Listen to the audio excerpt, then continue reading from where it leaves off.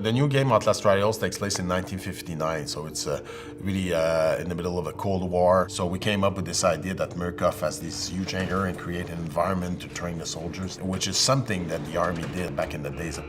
So Murkoff is building these fake movie sets.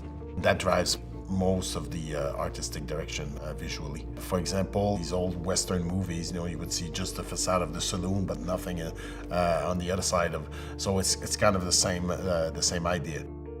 The job is to do the visuals of the games, modeling, lighting, whatever is related to what you're gonna see in terms of the environment.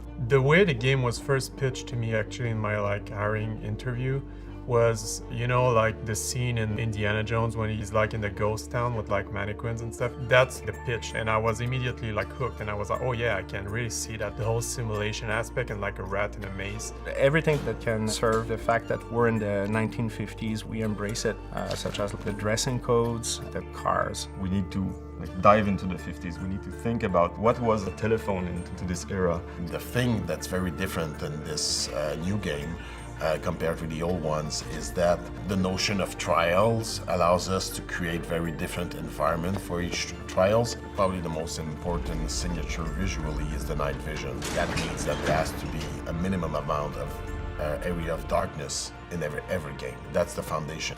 Sometimes we kind of have to stretch the truth because night vision already existed by this point, but it was always very bulky designs. So we kind of have to stretch reality in that way. If someone asked me to create a hallway, what do I need to know? It's what happened there. Was there a murder? Just someone who put stuff on the ground? We spend a lot of time on the design of every object just to make sure it's as beautiful and as functional as it can be. Tous les répertoires d'objets qu'on trouve, par exemple, des radios. Qu'est-ce que c'est une radio des années 50? Moi j'ai répertorié plein de modèles au fil de mes recherches. Fait que quand j'ai besoin d'avoir une radio, je vais dans mon répertoire ici, puis j'en ai plein. We always try to go and get that kind of clunky feeling, that prototype feeling. It's really fun to do something that looks as dangerous for the enemies as it is for you. And that's a nice contrast with everything that is used by Murkoff Personal, where it's going to be way more clean, way more functional, way more finished.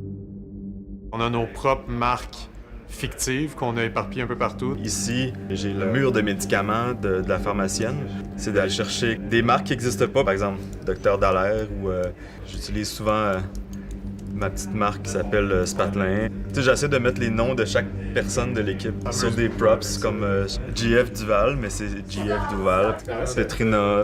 On est vraiment content quand les joueurs sont capables de connecter les dots parce que des fois, on va vraiment cacher des affaires dans des endroits impossibles. Patrice avait vendu un peu la mèche avec Spatelin. Là, les gens ils ont commencé à réaliser que ça se retrouvait partout dans Outlast, cette compagnie-là. C'était plus gros que Murkoff. J'ai mis un magazine qui va se retrouver peut-être 4 fois dans le jeu, je sais pas. Puis j'ai marqué « Est-ce que c'est la fin de Spatelin? »